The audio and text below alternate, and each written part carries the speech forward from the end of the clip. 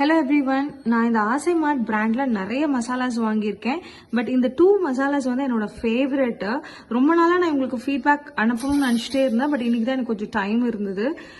இதில் என்னோட ரொம்ப ரொம்ப ரொம்ப ஃபேவரட் பார்த்தீங்கன்னா இந்த கல்யாண ரெசிபி தாங்க. எங்களோட வீட்டில் எல்லார்கிட்டயுமே எனக்கு காம்ப்ளிமெண்ட்ஸ் கிடச்சிச்சு. ஸோ நீங்கள் ஒரு பிகினராக இருக்கீங்க, உங்களுக்கு எப்படி சமையல் பண்ணுறது தெரியலன்னா இவங்ககிட்ட நிறைய வெரைட்டிஸ் ஆஃப் பொடி ஐட்டம்ஸ் வச்சுருக்காங்க.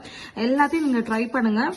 இப்போ நான் இந்த கல்யாண ரசப்பொடி யூஸ் பண்ணி எப்படி ரசம் வைக்கிறதுன்னு சொல்கிறேன். எல்லா இன்க்ரீடியன்ஸுமே போட்டு நம்ம யூஸ்வலாக நம்ம ரசம் வைக்கிற மாதிரி எல்லாத்தையும் லைக் புளி, தக்காளி, கருவேப்பிலை, கொத்தமல்லி, பூண்டு, மஞ்சத்தூள், மிளகாய் எல்லாத்தையும் போட்டு நல்லா கூட்டிட்டு இப்போ கொதி வர ஸ்டேஜில் இருக்கு. இந்த ஸ்டேஜில் நம்ம ரசப்பொடியை ஆட் பண்ணி ஜஸ்ட் இன்னும் ஒரு கொதி விட்டு நம்ம இறக்கிடலாம். இருக்கும்போதே அவ்வளோ வாசனைங்க. கண்டிப்பாக நீங்கள் வாங்கி ட்ரை பண்ணி பாருங்கள். அப்போ தான் நான் சொல்கிறது உங்களுக்கு புரியும். உங்களுக்கும் கண்டிப்பாக இது பிடிக்கும்னு நினைக்கிறேன். அப்படியே அந்த ஒரு கல்யாணம் விருந்தில் செஞ்சால் எப்படி இருக்கும் அந்த ரசம், உங்களுக்கு அந்த ஃபீல் கண்டிப்பாக கொடுக்கும். அதுக்கப்புறம் நான் ஆக்சுவலாக என்ன பண்ணேன்னா, முன்னாடியில் நானே தான் ரசப்பொடியெல்லாம் பண்ணிட்டு இருந்தேன்.